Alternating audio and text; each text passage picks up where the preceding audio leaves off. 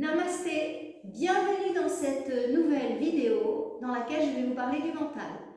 C'est un format un peu spécial, je suis en cours avec des élèves, donc vous aurez la chance aussi d'avoir des questions-réponses. Est-ce que vous avez déjà des questions en particulier sur le mental ou est-ce que je peux commencer directement mon exposé? On y va? C'est amusant avec les gongs derrière moi, j'ai de l'écho, le son me revient, c'est sympa, ça fait encore plus magique. Alors, voyez-vous, j'ai pensé à ça ces dernières semaines, je me suis dit, il faut absolument que je partage ça à la fois avec les amis de YouTube et puis à la fois avec les élèves, en fait. Parce que le mental, c'est vraiment un émetteur-récepteur. C'est pas « je suis le mental ». Vous avez fait l'expérience ce matin de vous arrêter et d'observer quand est-ce que vient la première pensée. D'accord? Donc, vous fermez les yeux, vous restez un moment en silence et vous attendez de voir quelle est la première pensée qui apparaît. D'accord? Ceux qui ne l'ont pas fait, qui sont sur YouTube, allez-y et mettez sur pause. Eh bien, qu'est-ce qui s'est passé pendant ce temps-là? Vous avez telle ou telle pensée qui a fini par apparaître. Hein. Ça, c'est assez classique. C'est le job du mental de penser. Mais qu'est-ce que vous avez réalisé? Vous avez réalisé qu'il y a quelqu'un d'autre au-delà du mental. C'était pas le mental, puisque le mental, il essayait de s'appoincer. Donc, c'était autre chose qui se passait. Vrai ou faux? Vous avez vraiment regardé le mental de l'extérieur. Oui ou non? Et voilà. Donc, ce quelque chose qui regarde, c'est ce qu'on appelle la conscience. Ça vous permet de réaliser que les pensées, c'est quelque chose qui est par vous, en fait. Vous êtes beaucoup plus que ces simples pensées. Alors, justement, aujourd'hui, je vous faire réaliser qu'est-ce que c'est ce mental. Parce que pour trouver la paix mentale, il faut d'abord connaître le mode d'emploi, non? Pour démarrer la machine à laver, il faut d'abord lire le mode d'emploi. Enfin, je suis mal placée pour le dire, parce que, étant de culture française, les Français, on ne lit jamais les modes d'emploi. On prend les trucs, on essaye de les démarrer, et seulement si on galère vraiment, on lit le mode d'emploi. J'ai remarqué ça depuis que je vis à l'étranger, c'est typique des Français. On ne lit jamais un mode d'emploi. On prend le truc, on bricole, on y va, voilà. Donc, c'est typique, c'est culturel. Et voilà, c'est comme ça. Qu'est-ce que je m'en suis rendu compte en vivant en Suisse que les autres utilisaient les modes d'emploi. Je me suis dit, il y a quelque chose. Et en voyant mon voisin français, j'ai dit, je suis sûre que tu ne vas pas lire le mode d'emploi. Il m'a regardé comme si j'étais Nostradamus, il m'a dit, ben non. Ouais, moi non plus, je l'ai jamais dit. Vous voyez? Voilà. C'est ça, ça marque. Hein. Vous voyez, les autres, ils sont d'autres pays, vous lisez le mode d'emploi. Parfois, oui. La Hollande, oui.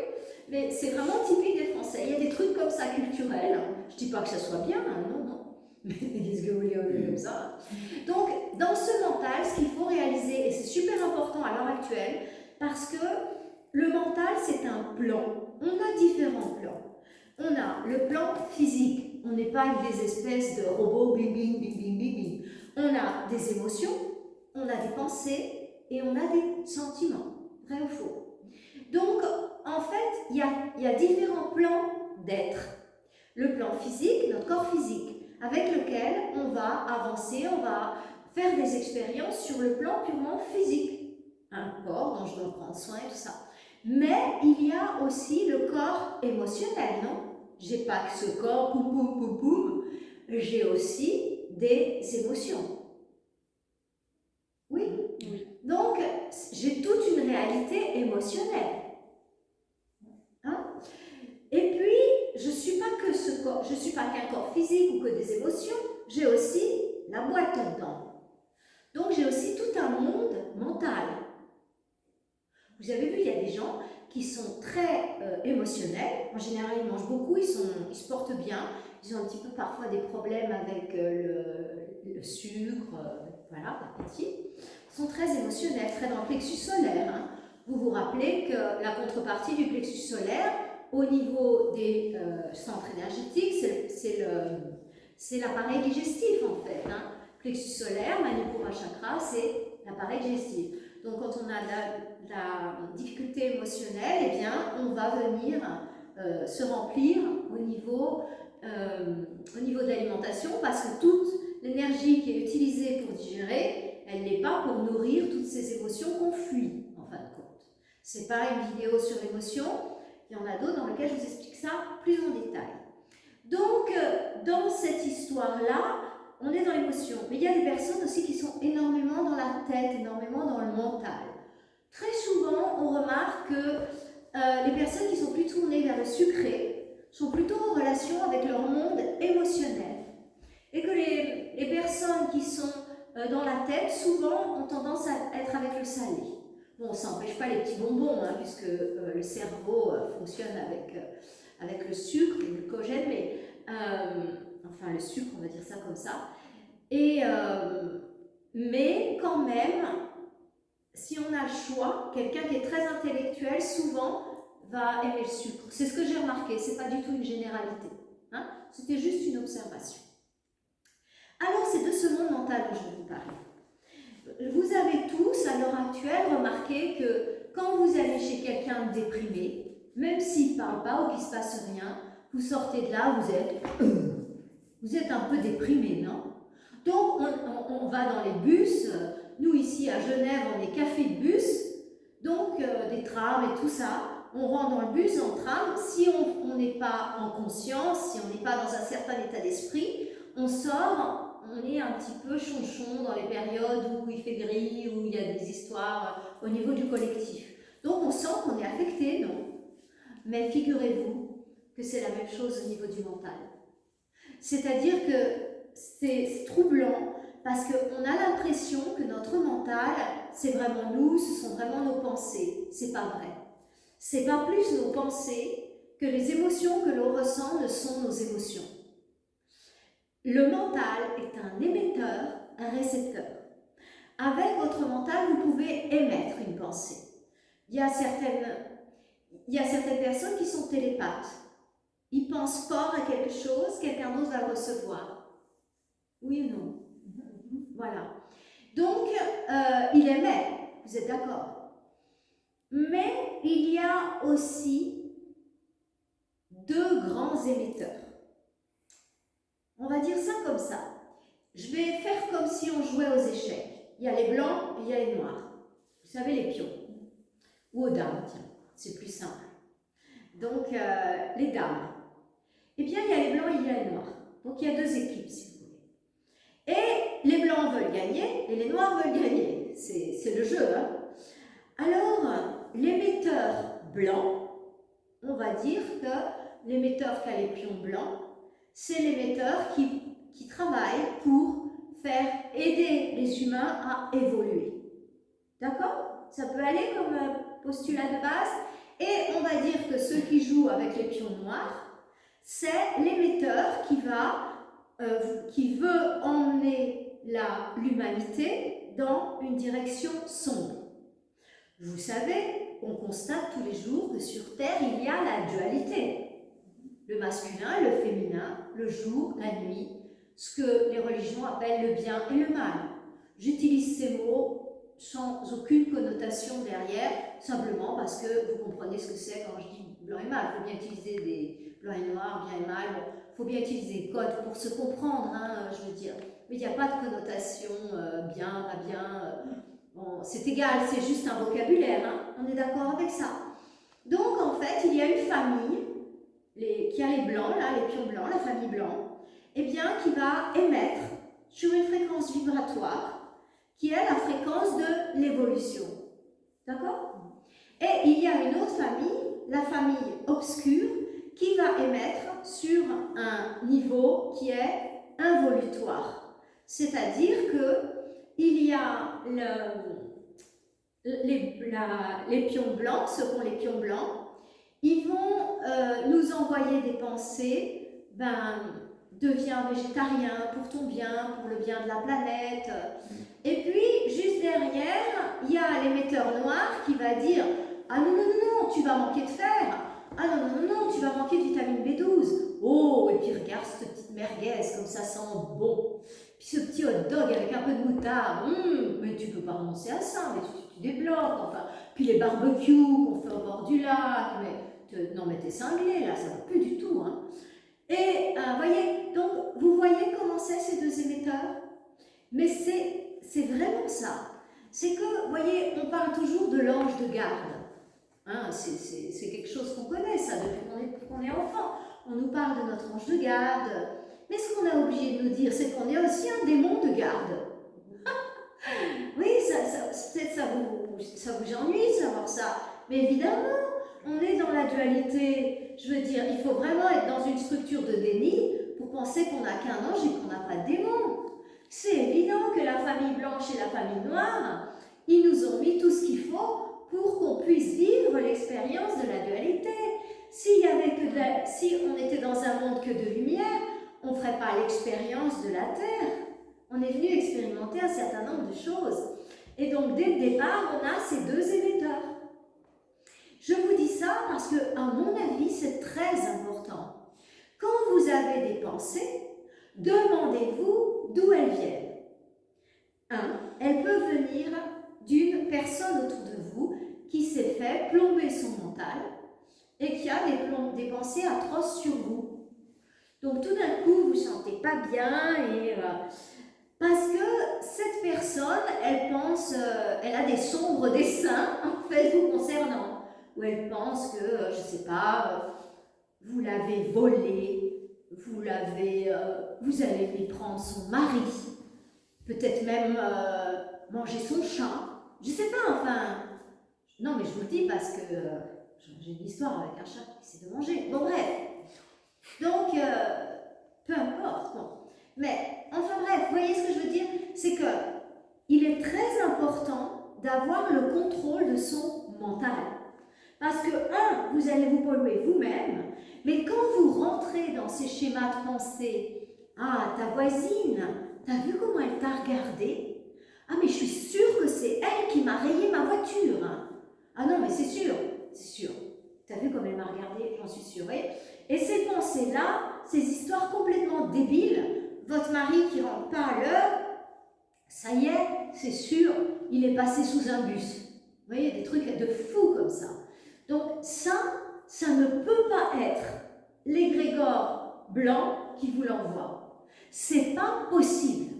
Qu'est-ce qui vous enverrait comme pensée l'égrégore blanc?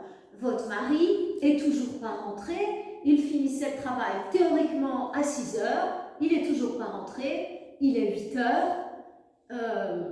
Un esprit serein se dirait peut-être, bon, il y a eu un meeting, il est en meeting, il ne peut pas rappeler pendant un meeting, évidemment, il y a eu un truc d'urgence et tout. Mais qu'est-ce que vous dirait l'émetteur qui a les pions blancs? Qu'est-ce qu'il vous dirait? Est-ce qu'il vous dirait, il y a l'émetteur de chez le petit démon là, eh bien il vous dit, tu vois là il est passé sous un bus. C'est sûr, d'abord téléphone à l'hôpital. Vous savez qu'on peut tomber dans des scénarios comme ça terribles. Et faire ce qu'on appelle, excusez-moi, mais un mauvais délire. C'est-à-dire que tout d'un coup il n'est pas rentré, mais on imagine des choses, mais c'est atroce. Parce que le mental humain, qu'est-ce qu'il fait?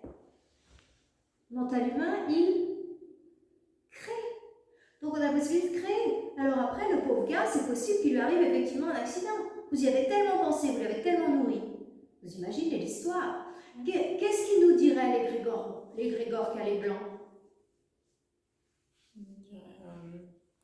T'inquiète pas et je me viens rentrer. Ouais.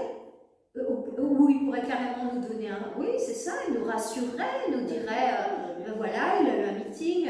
Ou il nous dirait, mais ton mental crée, pense pas des choses comme ça. Imagine le meilleur.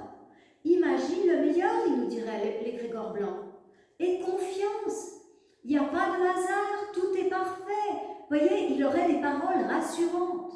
Je vous dis ça pour que vous preniez du recul quand il y a un scénario qui est en train de s'activer dans votre tête. Style ce qu'on a vu avec le coco. Bon, donc cette vidéo est retransmise, donc je dois utiliser le mot coco. Vous voyez de quoi je veux parler. Donc le coco, on a réussi à convaincre, je dirais peut-être 30% des individus de la planète, ou 50%, que c'était une maladie très très grave. Il faut quand même le faire, parce que moi, dans mon entourage, j'ai pas eu de mort. Je côtoie des centaines de personnes. J'en ai pas eu un de mort. Dans mes patients, il n'y en a pas eu un. Dans mes élèves, il n'y en a pas eu un. Donc, je veux dire, quand on parle de la grippe espagnole, il y en avait 1 sur 3 qui partait. Donc, vous voyez ce que ça veut dire. On en a forcément un dans notre travail, ou 2 ou 10, forcément dans notre maison, dans notre immeuble, je veux dire, dans notre lotissement. Pas 1, 10, 20.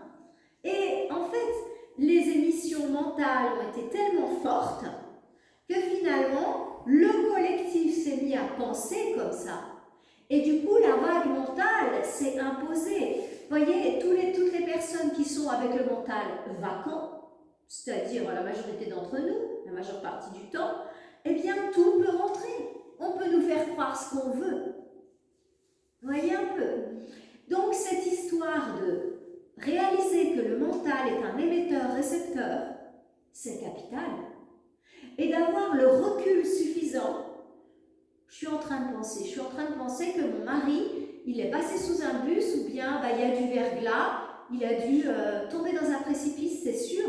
Puis si j'ai pas de nouvelles, là c'est qu'il est dans le précipice, hein. C'est sûr, hein, il faut aller chercher les pompiers, la grue et tout, hein. L'hélico, vous voyez? Ouais. Non mais vous riez, mais ça vous est jamais arrivé des scénarios comme ça? Hein? Et puis en plus avec les enfants, c'est encore pire. Donc, et puis plus ça va, plus, comme on se connecte à l'égrégore sombre, à la famille Calais Noir, eh bien, qu'est-ce qui se passe? Comme on est connecté, vas-y, je t'en donne. Si j'ouvre la porte qui a la tornade, qu'est-ce qui se passe? Oui, ça va rentrer chez moi, ça va tout renverser. Puis si je la ferme, qu'est-ce qui se passe? Chez moi, c'est paradis, il fait bon. J'ai un bon feu de cheminée, j'allume un petit encens, j'ai des petites soupes, ça sent bon, Puis dehors, je m'en fous ce qu'il raconte. Vous voyez? Eh bien, c'est cette même attitude. Si la paix mentale, ça commence par là. Ça commence par avoir du recul par rapport à vos pensées. C'est super important. C'est-à-dire, vous êtes en train de penser un truc, là, puis vous ne vous sentez pas bien. La première question, c'est: est-ce que ça vient de moi, ça? Parce que le mental, il est quand même utile. Là, quand je vous parle, j'utilise mon mental, évidemment. Vous voyez? Avant, j'ai construit mon cours, j'y ai réfléchi avec mon mental, n'est-ce pas? Mais bien sûr que j'ai été alimentée par la conscience pour me dire: tiens, c'est ça qui serait bon de faire aujourd'hui, parce que l'humanité en a besoin, elle est complètement prisonnière de son mental, et elle n'a pas réalisé que ce mental, excusez-moi, mais c'est un sac à FOU, vous savez la suite. Bon. Donc, il y a de tout là-dedans. Il y a les pensées des autres et il y a les nôtres. Et il y a les gros égrégores. Les gros égrégores, c'est des accumulations de pensées. Et puis, quand on se les prend, on est là-dedans et puis on n'arrive plus à en sortir. Ça va devenir fou. Donc, en fait, c'est comme l'ouragan. Il ne faut pas ouvrir la porte. Parce que s'il s'ouvre, est-ce que vous allez avoir la force suffisante pour la refermer? Et plus la porte elle s'ouvre avec l'ouragan, plus ça sera dur de la fermer, non? Eh bien, c'est exactement pareil avec le mental. C'est-à-dire que plus vous commencez à nourrir ce scénario de peur, de ceci, de cela, et plus il va prendre de force. Vous voyez? Donc, ayez toujours cette distance. Et en plus, les joueurs se connaissent les uns les autres. Les parties d'échecs, vous savez, les compétitions d'échecs.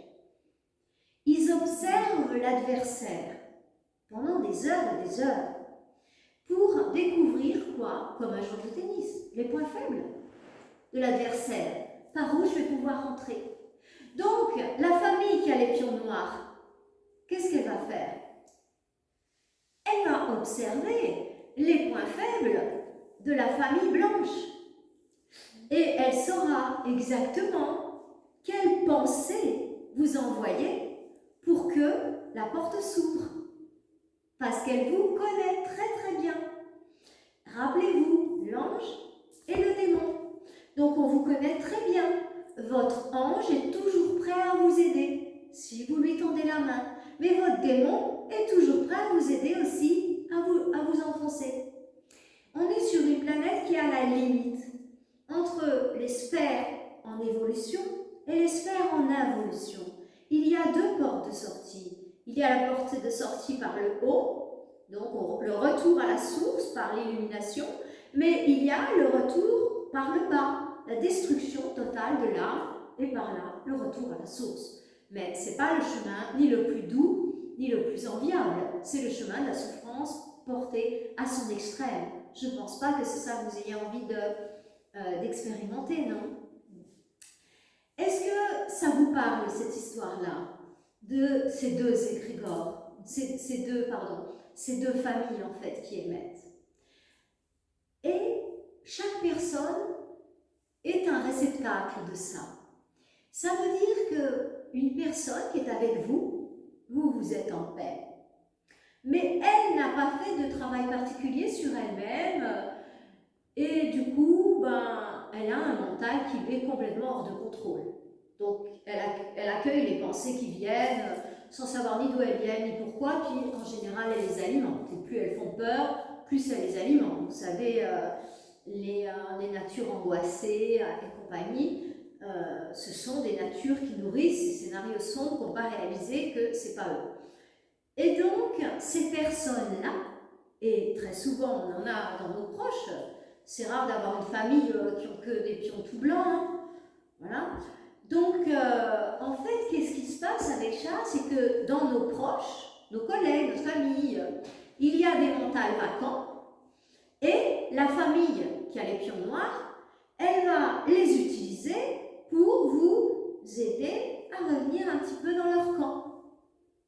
Donc, en fait, c'est aussi une des grandes raisons pour lesquelles il est important d'avoir du recul par rapport aux vacheries que nous font les autres. Ce que nous, on vit comme des vacheries. Parfois, ils l'ont fait, mais ils n'ont même pas réalisé ce qu'ils étaient en train de faire. Je vois en thérapie des gens qui ont fait des choses très, très malheureuses. Et en fait, ils disent, là, j'étais plus moi. C'est pas moi, j'étais plus moi, je ne comprends pas. Vous voyez? Et parfois, malheureusement, ça arrive quand les enfants sont petits, parfois on leur met un bon coup, bien on les secoue, bien, parce que ça va trop loin.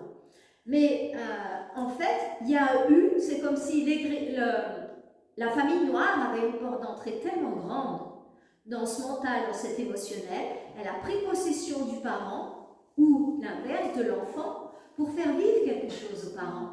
Voyez? Donc, en fait, il y a un tas de personnes qui sont complètement inconscientes. Elles sont utilisées pour nous faire souffrir. Alors, vous allez dire, oh là là, mais quel salopard! Pas du tout. Parce que, en fait, si elles font ça, c'est pas pour nous faire souffrir en vérité.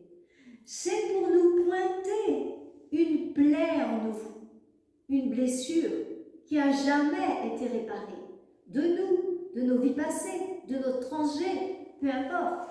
Mais c'est une plaie qui est toujours à vif. Je vous donne un exemple.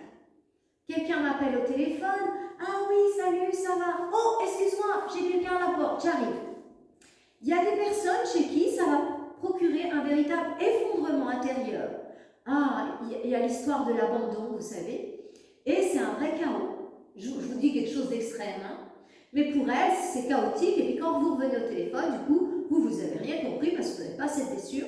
La personne, elle sèche, elle est distante, vous ne comprenez pas, vous n'avez rien fait, vous avez ouvert la porte, facteur est bien recommandé, vous avez signé que vous êtes revenu, quoi. Vous ne pouvez rien. Mais la personne, c'est le chaos dans elle. Vous voyez? Donc, en fait, si vous voulez, déjà, quand quelqu'un nous appuie sur une blessure, c'est une chance. C'est pour nous la pointer du doigt. Vous savez, c'est comme quand on est habillé tout en blanc, là, puis il y a quelqu'un qui dit « Oh, t'as une tache, là. Ah oui, j'ai une tache. Oh, bah tiens, je vais aller mettre un peu de savon. Je vais aller laver cette tache. Vous voyez, on n'en meurt pas d'une tache, hein. Non. Eh bien, c'est exactement la même chose. Quand quelqu'un vous fait quelque chose qui vous fait souffrir, pourquoi ça vous fait souffrir, vous? Ça n'aurait peut-être pas fait souffrir votre collègue. Ça n'aurait peut-être pas fait souffrir votre mari, ou votre femme, ou votre fils, ou votre fille. C'est parce que chez vous, ça résonne. Comme moi avec les gongs, là. Donc, en fait, c'est parce que chez vous, il y a une résonance, il y a une blessure. Alors, beaucoup d'entre vous qui connaissez la thérapie, y compris le décodage biologique, toutes les thérapies modernes, eh bien vous savez que le pire dans l'histoire, c'est que nous, qui nous incarnons dans cette vie à ce moment si spécial de passage de l'humanité, on ne porte pas que nos blessures à nous, mais on est venu en réparation pour ceux qui sont ici présents, ceux qui sont en train de me regarder sur Zoom. C'est évident qu'on est venu en réparation pour nos lignées. Donc on va faire un travail, nous, qui va venir libérer cette blessure dans toutes mes lignées, ascendants et descendants, voyez? Et moi aussi, peut-être c'est une blessure que moi-même je porte d'une vie passée. Je suis venue la libérer. Donc cette personne qui m'a fait tant pleurer, merci, merci, merci. Je me libère. C'est violent d'entendre ça, les amis? Ou ça fait sens? Non, ça fait sens. Quand on s'intéresse un peu au développement personnel, ça fait sens. Voilà. Donc, si vous voulez, comprenez bien ça. Une personne vient vers vous, elle a pu mentalement être influencée sans s'en rendre compte. Ça peut être par les médias. Bon, ben ça, en ce moment, on le voit avec un grand V. Mais ça peut être aussi par ce fameux égrégore, ces fameuses deux familles en fait, les familles qui sont les forces de la lumière et ceux qu'on a coutume d'appeler dans notre monde les forces de l'ombre, voyez, ou des ténèbres comme vous voulez, mais vous me comprenez quand je dis ça. Donc en fait, elles ont vraiment un pouvoir d'action sur les différents plans. Et aujourd'hui, c'est de votre mental dont je voulais vous parler parce que c'est vraiment par là que l'information rentre. Et c'est par là aussi qu'on peut verrouiller. C'est par là aussi qu'on peut installer des structures de déni. L'émotion a été tellement grande que maintenant, je ne veux plus en entendre parler, j'installe une structure de déni. C'est la crotte du chat que je mets sous le tapis. Vous voyez? Mais il y a un jour ou l'autre, il y a quelqu'un qui va venir, qui va soulever le tapis. Ah, mais c'est dégoûtant là-dessous, mais qu'est-ce que t'as fait? Vous voyez? Et ça, c'est les grandes souffrances de notre vie. Il y a quelqu'un qui vient un jour avec son beau sourire, là, et puis vous y croyez, et au bout d'un moment, c'est plus du tout le sourire, hein, les amis. Vous êtes face à un pervers narcissique ou face à je sais pas quoi, et là, ouh, qu'est-ce que j'avais mis sous le tapis? Et c'est le moment d'affronter, et c'est le moment de se regarder tel qu'on est. Donc en fait, deux choses importantes. La première, d'avoir toujours du recul par rapport à ce qu'on se met à penser. Si vos pensées sont sombres, c'est forcément l'égrégore sombre qui vous les envoie. Puisque vous n'êtes pas ça. Vous êtes la conscience qui regarde, comme vous l'avez expérimenté tout à l'heure. Donc, il y a ces deux histoires qui sont en permanence là. Et le mental, c'est aussi la zone de nos croyances. Alors là, comme verrouillant, les amis, hein, pour ceux qui font de la thérapie, les croyances, c'est un verrouillant balèze. Hein. Donc, souvent derrière nos chocs, nos fameux biochocs en fait, nos fameux programmants si vous voulez, eh bien, très souvent, il y a aussi tout un système de croyances qui est installé. C'est pas bien de faire ça. Mais dans une autre religion, c'est pas un problème. Je veux dire, je vis un effondrement terrible si mon mari m'a trompée. Mais si je suis africaine, mon mari, il a cette femme. Ça ne me fait rien. Vous voyez? Donc en fait, quelle est le vrai? Est-ce que c'est l'africaine qui a cette copine, finalement, ou est-ce que c'est l'occidental qui veut l'exclusivité totale? Qu'est-ce que c'est qui est juste? On n'est pas là pour juger. Mais ce que je veux vous dire, c'est que pour une, ça va être un chaos, un effondrement. Ça vient de ses croyances. Parce que l'autre, c'est un être humain. Elle a des bras, des jambes, elle a des émotions, elle a des pensées, elle est comme nous. Mais c'est le système de croyances. Donc, dans notre mental, on a à la fois ces deux égrégores qui nous canardent, qui connaissent très très bien nos systèmes de croyances. Et en même temps, on est prisonnier de nos croyances. Donc, à partir du moment où vous vous mettez à souffrir, une patiente me disait « Oui, mais mes enfants, ils ne s'occupent pas de moi, parce qu'ils ont 18 ans, 20 ans, ils pensent qu'à leur copine. Mais moi, je les ai élevés, je me suis levée la nuit, j'aurais fait leur couche, j'aurais pas mangé. Maintenant, j'attends mon retour sur investissement. » C'est sa vision à elle. Je ne veux pas porter de jugement. C'est sa vision à elle. J'ai eu des enfants, maintenant ils s'occupent de moi. Moi je m'en suis occupée, toi tu t'occupes. Bon, c'est sa vision à elle, ne jugeons pas. Mais c'est sa croyance en fait. Et du coup, elle en souffre terriblement. Parce que demander à un jeune de 20 ans d'aller marcher en montagne avec sa mère, rester samedi soir avec sa mère, mais il va dire, mais je rêve. Mais je rêve. Au mieux, il fait une crise, au pire, il fait une fugue. Je dis, vous voyez, vous ne le revoyez plus jamais. Donc, voilà. Parce que, mais elle, dans son système de croyance, c'est, j'ai élevé un enfant, il me doit, maintenant, de rester avec moi, même s'il a 20 ans, il faut qu'il soit là, le samedi soir, et puis maintenant, il doit faire à manger, parce que c'est ses croyances et elle souffre. Donc, vous voyez, donc on peut avoir des souffrances dans notre mental à cause des égrégores qui nous envoient des choses pas très catholiques, mais, enfin, catholiques, pardon, pas très saines, mais on peut avoir aussi de la souffrance parce que nous-mêmes, on a des croyances qu'il faut revoir. Et la plus grande prison mentale, ce sont nos croyances en fin de compte. Hein. Ce sont nos propres croyances.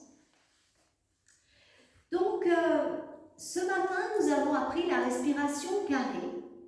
C'est la respiration qui permet de prendre le contrôle des pensées. Pourquoi? Parce que, tout simplement parce que déjà on passe d'un mode de fonctionnement automatique géré par le subconscient, la respiration a un fonctionnement conscient, mais en plus parce qu'on compte et qu'on régit la quantité d'oxygène qu'on envoie au cerveau. Donc ça marche forcément.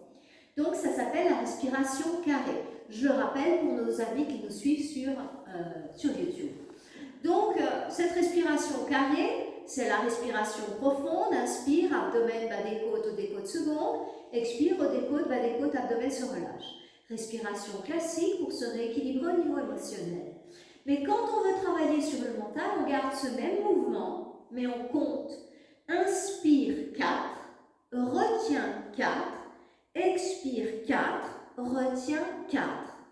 Inspire 4, retient 4 et on compte, inspire aux mains, aux 2, aux 3, aux 4, retient aux mains, aux 2, aux 3, aux 4 et ainsi de suite. Donc elle vous permet de vous endormir si vous avez de l'insomnie, mais si vous avez des pensées qui vous prennent la tête, c'est fini, vous avez ouvert la porte trop grand, il y a l'ouragan qui est en train d'entrer chez vous. Il faut absolument trouver une solution et c'est la respiration carrée. Là, vous êtes dans la rue, il y a un collègue qui vous a insulté, ça ne va pas du tout, il y a le système qui est en panne, vous êtes responsable du IT, voilà. Ne sautez pas du 10e étage, faites la respiration carrée.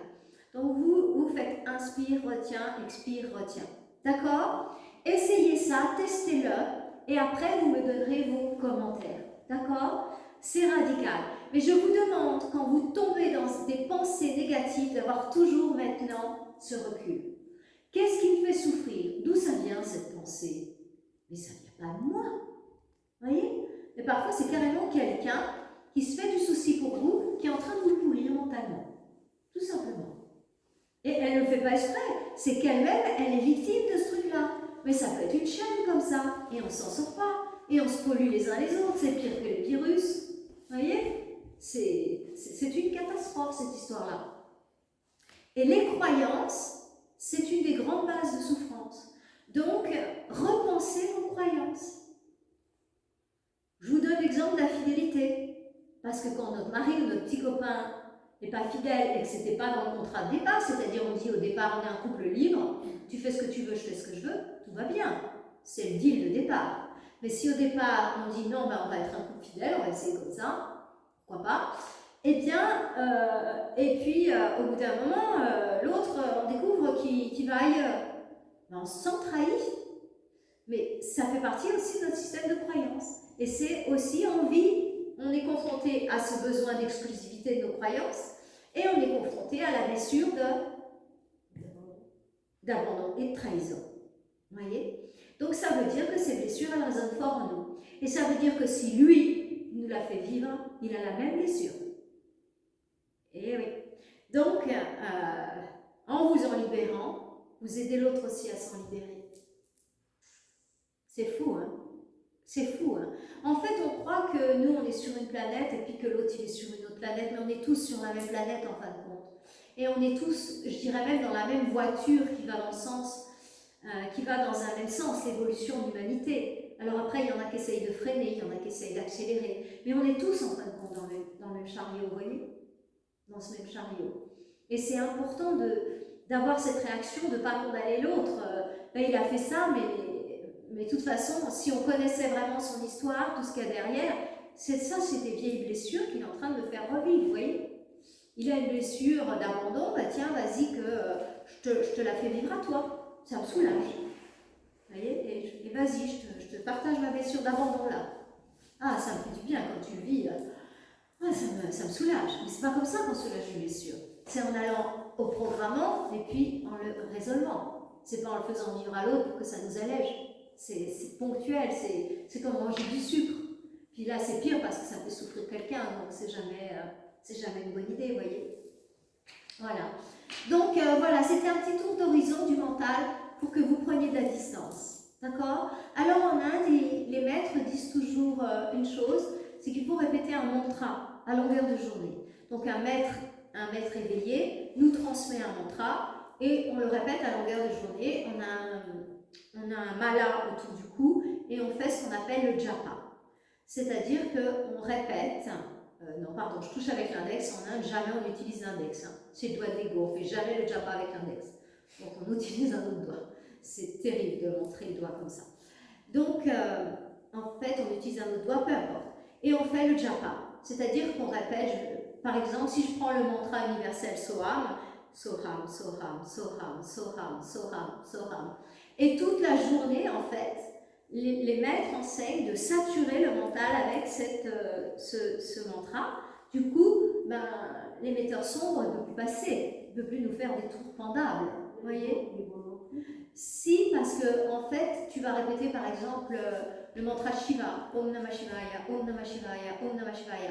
Donc tu vas te connecter par là à l'égrégore de Shiva et du coup tu recevras la protection. En plus de saturer le mental, tu es connecté à un égrégore de lumière. Tu es connecté, théoriquement, le mantra permet de se connecter à sa partie lumière.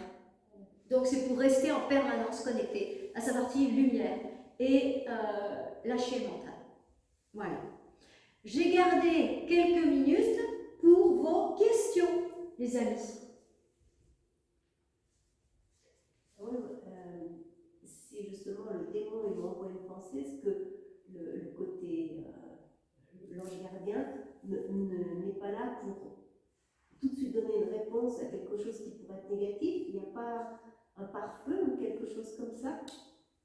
Eh bien non, parce qu'on est venu faire quoi sur Terre? On est venu apprendre. Donc en fait, si c'est une bagarre entre eux, enfin oui, j'ai utilisé le mot démon, mais en fait, moi j'ai donné des noms. C'est-à-dire que mon côté moi, dans mon ego, il y a ma partie sombre et ma partie qui joue avec les blancs. J'ai une partie qui joue avec les blancs et une partie qui joue avec les noirs. Moi, ma partie qui joue avec les noirs, je l'ai appelée Gertrude. Voilà. Donc, eh bien, quand j'ai une mauvaise pensée, ah non, mais là, c'est sûr, je vais être en retard, je vais pas y arriver. Ou bah ça, non, tu te rends pas compte, là. Eh bien, je dis, allez Gertrude, là, tu la fermes un peu. Et puis, je mets le protocole, je mets le scénario opposé dans ma tête, tu vois. Et je trouve que c'est pas mal de leur donner même un nom.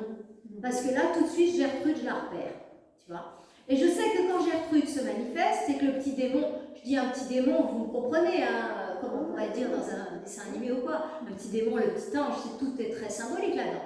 Donc quand le petit démon, il me dit, ben, tiens, vas-y, saute du pont, là, suicide-toi, parce que ça vaut vraiment pas la peine, tu vois. Là, ça sera mieux de l'autre côté. Lui, il le sait, c'est sûr, vous voyez. Parce que tout le monde le sait que c'est mieux de l'autre côté, vous voyez. Quand on suicide, évidemment. Alors que, enfin bon, tous les gens qui ont étudié un petit peu savent que quelqu'un qui se suicide, c'est l'horreur qui vit après. Parce que son âme reste ici, là autour, il continue à souffrir, il continue à errer, et il vit le pire du pire. Donc, aucune âme, je dirais, sensée ne fera ça.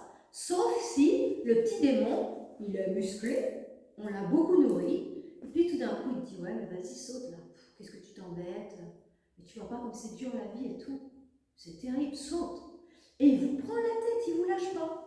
Eh bien, le petit ange, eh bien, qu'est-ce que tu veux? Il est obligé de vous laisser passer cette épreuve. Et si ce n'est pas le moment pour vous de partir, il y a une intervention angélique. Il peut y avoir une intervention. Oui. Mais l'ange ne viendra s'opposer au scénario sombre que si vous êtes au bord du pire. Tu vois? Sinon, on est sur la terre pour apprendre, ça fait partie, c'est la dualité. Tu vois? Tu vas avoir un beau pervers narcissique, souriant, charmeur, qui va venir à toi et te dire que tu es la plus belle et que tu es la femme de sa vie et qui t'attend depuis toujours, que tu as vraiment toutes les qualités qu'il attend chez une femme et que, ouais, vraiment, il rêve de toi depuis toujours. Ça vous dit quelque chose? Oui. Voilà. Et puis, ben voilà. Hein. Et puis il y a l'autre, le gars là qui est au fond de la salle et puis qui dit rien, il est là, mais je sais pas, son énergie elle a quelque chose. Et l'autre là, vous laissez jouer du violon. Puis il y a une partie de vous qui est attirée vers cet être plus profond, voyez. Et donc il y a toujours, il y a une petite voix qui te dit ah mais regarde ce beau sourire qu'il a cet homme, regarde ses yeux, ce qu'il dégage comme lumière et tout ça, puis regarde celui-là, tu vois. Et ben, il y a une voix qui vous guide vers l'autre, vous savez pas ce que c'est, ça c'est l'ange blanc. Et puis l'autre qui vous dit, voilà, il flatte votre ego, tu vois, t'es vraiment, ah ouais, puis qu'est-ce que t'as des beaux yeux, je sais pas ce qu'il peut inventer encore. Et je sais pas, enfin, t'es vraiment la femme que j'attendais. Vous savez, comme les vendeurs qui ont leur scénario tout prêt, ou dans les recrutements, vous savez, oui, non, c'est le job de ma vie, je suis fait pour ça, et ça. Vous savez, hein, les habituels, les trucs habituels qu'on entend dans les recrutements. Voilà. Voilà. Et bien sûr, le démon prendra toujours l'apparence de quelque chose qui vous fait envie et il flattera toujours votre ego. C'est son job. Hein, d'accord? Donc, c'est sûr que si vous voyez un gâteau au chocolat comme ça, énorme, et vraiment, enfin moi j'aime pas le chocolat, mais c'est une autre histoire.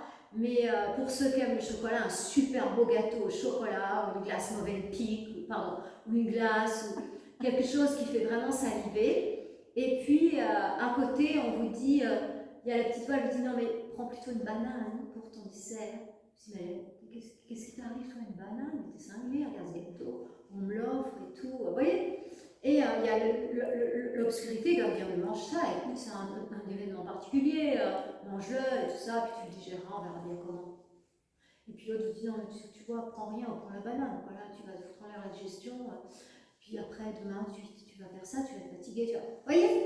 Et ça, on n'arrête pas de le rencontrer. Mais maintenant, après ce dont on vient de parler, regardez-le être. Donc, pour te répondre, eh bien, non. Le combat, il se joue en nous, entre l'ombre et la lumière. Et c'est vrai au sens large, parce que ce que nous sommes en train de vivre aujourd'hui, notre humanité, c'est exactement ça. C'est nous qui allons faire gagner les blancs ou les noirs. Donc, allons diriger notre planète vers l'évolution ou vers l'involution, puisqu'on est à un niveau charnière. Exactement, on le sent. Hein. On le sent. Les forces de l'ombre n'ont jamais été aussi présentes, enfin, sans les comiques. Enfin, si on a le sens de l'humour, parce que ça pourrait ne pas trop l'être, en fin de compte. Mais elles sont tellement voyantes, elles se dévoilent tellement que, waouh, c'est incroyable comme ils se dévoilent. Et en même temps, quand on médite, quand on prie, quand on fait de la thérapie, on se rend compte qu'on bénéficie d'une grâce dont on n'a jamais bénéficié de toute notre vie. En quelques séances de thérapie, on fait ce que dans le temps, il faisait en 3 vies. Donc, c'est extraordinaire. On vit une période où la lumière n'a jamais été aussi présente, surtout maintenant. Hein. Et plus ça va, là, dans les années qui viennent, la lumière va prendre du poil de la bête, hein, j'aime autant vous dire. Hein. Et encore pendant à peu près 2 ans, les forces de l'ombre vont aussi prendre du poil de la bête. Donc, le combat, il se joue dans nous, à chaque choix qu'on fait. Vous voyez, quand vous venez à un séminaire comme ça, vous faites le choix de nourrir la famille blanche. Moi, je vais prendre des outils pour aller dans le sens de la famille blanche. voyez? Mais j'aurais pu très bien rester sur mon lit à manger du chocolat et puis à regarder des films, je ne sais pas quelle série, moi je n'ai pas de télé, j'en ai jamais eu. À part à l'époque où j'étais mariée, les maris ça ramène des télés, vous voyez? Ça, toutes les femmes le savent, hein? Les hommes, ils ont... Ça dépend desquels. Non, mais je plaisante, heureusement, dis non. Non, non. Mais ça reste quand même quelque chose d'important pour les hommes, le visuel. Ouais, beaucoup. Je ne dis pas tous, hein. Il y en a plein les ashrams, des gens qui n'ont pas de télé. Mais, et ailleurs d'ailleurs, ouais. Des êtres conscients qui ne veulent plus avoir le mental pollué. Parce que la télé, c'est une grande source de pollution du mental. Hein. Et comment on aide alors ceux qui ne sont pas conscients à devenir un peu plus conscients? Eh bien, je dirais que s'ils ne nous demandent rien, on ne fait rien. C'est-à-dire qu'on est venu pour nous évoluer. On n'est pas venu pour faire évoluer les autres. À part si c'est ton métier, tu es thérapeute, tu es professeur de yoga, tu en fais ton métier. Alors la personne, elle vient vers toi, elle a une demande. Mais si elle n'a pas de demande, ben, en fait, la seule manière qui fait vraiment évoluer les autres, c'est l'exemple. C'est comme ça qu'enseigne les maîtres, par une vie exemplaire. Une fois, il y avait des problèmes avec les égouts à l'ashram d'Ama, il y a très longtemps. Et dans l'équipe de l'ashram, personne ne voulait descendre là-dedans pour aller à Ama. Elle est descendue. Elle a relevé sa robe, elle est descendue là-dedans. Elle a fait plein de trucs comme ça, absolument incroyables. Et elle est allée mettre ses mains là-dedans. Et du coup, les disciples ils ont été tellement catastrophés de voir cet être de pure lumière et de pureté absolue dans l'opposé, qu'ils ont foncé tous là-dedans sans se poser de questions. Elle n'a pas dit un mot. Elle l'a fait. Tu vois? Je crois que ce qui inspire le plus, vous, là, autour de moi, pour le jeûne, c'est que dans tous les événements, tout le monde voit que le vendredi, je jeûne sec jusqu'au samedi matin. Et je pense que tout le monde m'a vu enseigner en jeûne sec et que je suis complètement normale. Et des fois même, deuxième jour, troisième jour. Vous voyez que ça ne me fait rien. Et je pense que c'est une grande source d'inspiration, plus que le fait que je vous taraude la tête en vous disant jeûne, jeûne, jeûne. Vous voyez, je crois qu'on enseigne beaucoup plus en le faisant nous-mêmes, tu vois. Par exemple, eh bien, une d'entre vous qui a fait, un stage de jeûne avec nous, eh bien, ben aussi Martine d'ailleurs, plusieurs en fait, leurs collègues ont dit, mon Dieu, mais qu'est-ce que tu as fait? Tu es tellement rayonnante. Et du coup, eh bien, j'ai eu la collègue d'une de mes élèves du dernier groupe qui est venue au jeûne. Mais sa collègue, elle lui a rien dit. Elle a juste dit, je suis en train de jeûner, je me sens super bien et tout. Mais elle lui a pas dit, tu devrais le faire, va le faire, fais ci, fais ça. Mais l'autre, elle l'a vu tellement bien qu'elle a dit, moi je vais le faire. Donc je dirais, la meilleure manière d'aider les autres, c'est de le faire soi-même. Parce que parfois, si on parle, ça ne sert à rien si on est un contre-exemple, que nous-mêmes on ne le fait pas. Je vous dis jeûner, jeûner, jeûner, c'est super, c'est super, super. Mais moi je jeûne pas. Ah bon? Ah bah tu jeûnes pas toi? Ah bon, bah tout va bien. Je vous dis manger 2 fois par jour, mais vous me voyez le soir en train de me taper un petit sandwich. Mais enfin Flo, il y a un loup. Tu dis que c'est mieux de manger pas le soir et tout. T'as pas mangé à midi ou qu'est-ce que c'est? Ah non, non, j'ai bien mangé, mais je me retape un truc là. Mais je veux dire, vous pouvez pas suivre ça, non? Donc, mais si vous voyez chaque soir que vous êtes en train de manger, vous voyez Flo, elle prend sa tisane, elle est bien, elle est heureuse, elle rigole. Puis le matin, elle se réveille, les yeux comme ça, elle commence à enseigner le matin, 6-7 heures, tout va bien, Flo est active dans l'hôtel, elle met en place l'événement et tout. Vous dites, oh là, c'est bien, je vais essayer cette histoire de pas manger le soir, moi.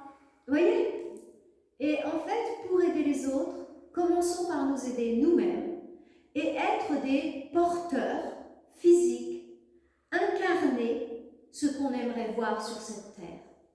C'est le plus fort des enseignements. C'est d'incarner soi-même ce qu'on voudrait voir sur la terre. Jasmine, que j'aime profondément, qui m'inspire profondément, je ne l'ai pas vue depuis un moment avec le confinement. C'est cette dame qui se nourrit de lumière, qui a inspiré la majorité des gens qui sont praniques à notre époque. J'aime beaucoup Jasmine. Et Jasmine, elle dit, Je la connais personnellement. Et Jasmine dit, eh bien moi j'essaie de me comporter chaque jour de manière à ce que si tout le monde se comportait comme moi, la terre serait un paradis. C'est être chaque jour comme un être qui serait au paradis. L'être de rêve. C'est fort, hein? C'est une très belle ambition. Ouais, c'est fort, hein? Et là, bah, c'est sûr que les autres, que tenez près de Jasmine, on peut que sentir de l'amour, de la lumière, de la compassion. Il n'y a que ça dans elle. C'est contagieux. J'ai eu la chance d'approcher des êtres qui ont retrouvé leur état de lumière, en fait. Ils sont contagieux. Et c'est pour ça qu'on va après des maîtres physiquement. Là, je vais passer du temps près d'Ama, et elle est contagieuse. Je ne suis pas la même quand je suis près d'elle. J'ai tellement cet amour dans toutes mes cellules, dans tout mon corps, cette conscience, surtout cet amour qui est très fort. Ils sont contagieux. Muji, par exemple, est très contagieux de conscience, en fait. C'est un être de pure conscience. Ama est un être de pur amour. Bien sûr, à ce niveau-là, ils ont tout, mais un petit peu plus de quelque chose. Et quand on est près de Muji, justement, la conscience, elle s'élargit dans l'espace. Vous voyez? C'est magnifique. C'est magnifique. Ouais. Et donc, ce sont des êtres contagieux. Et vous aussi, eh bien, vous pouvez devenir contagieux. Et c'est ce que je vous souhaite le plus. Alors, pour terminer, est-ce que vous avez des petites questions ou pas? Non? Est-ce que tu peux nous allumer nos Zoom? Parce qu'il y a déjà nos autres depuis l'autre. Voilà. Pardon pour les youtubeurs, nous on est en stage, donc on enchaîne. Alors, les amis, pour terminer cette séance et la vidéo avec nos youtubeurs, eh bien, je vous propose qu'on chante le petit chant qui permet de se connecter à son soi. Vous savez qu'on dit « je suis » et en sanskrit « soham ». Je suis cela.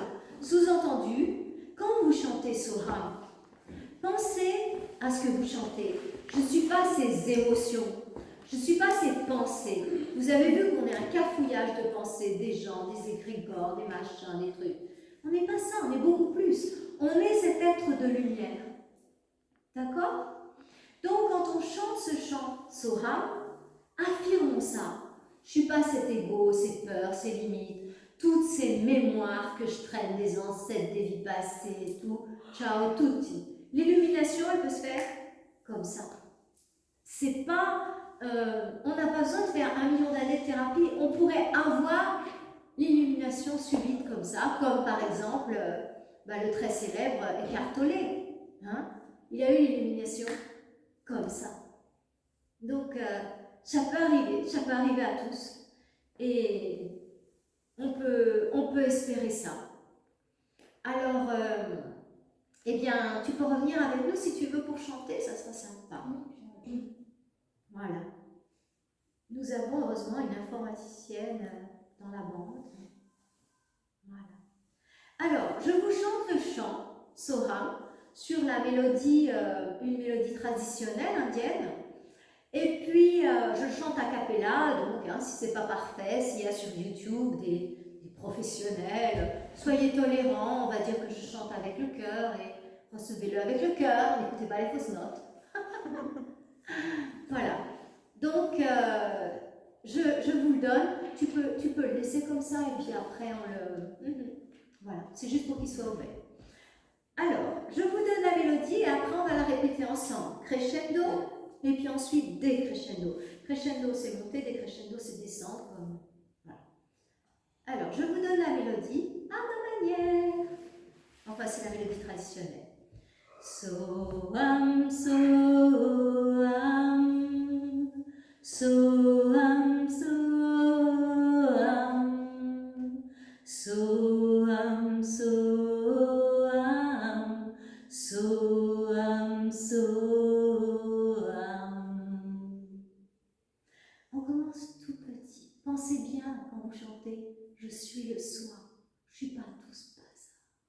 Je suis un être de lumière. On commence à 1, comme si on chantait pour les petites fleurs.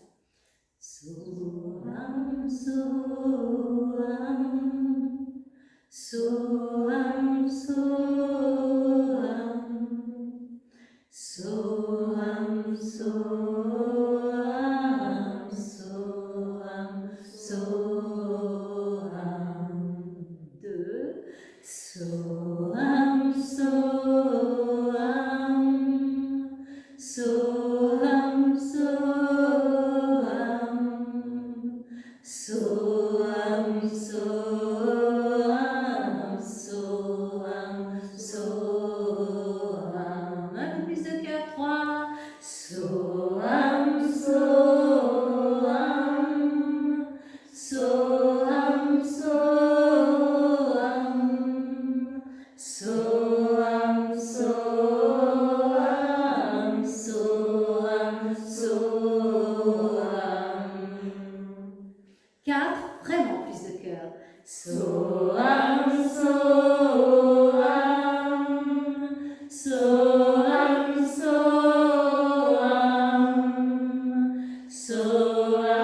Soham, Soham, Soham, Soham. De tout notre cœur et pour tout le monde. Soham, Soham, Soham, Soham, Soham, Soham, Soham, Soham. Trois. Soham, Soham, Soham, Soham, Soham, Soham, Soham, Soham. Un. Soham, Soham, Soham, Soham, Soham, Soham, Soham, Soham. De tout notre cœur. Soham, Soham, Soham, Soham, Soham, Soham, Soham, Soham. Un. Soham, Soham, Soham, Soham, Soham, Soham, Soham, Soham.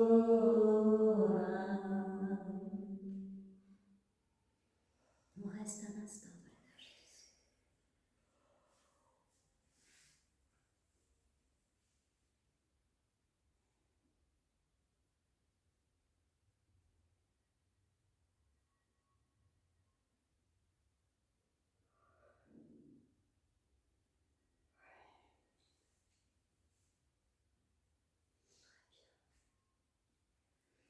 Namasté.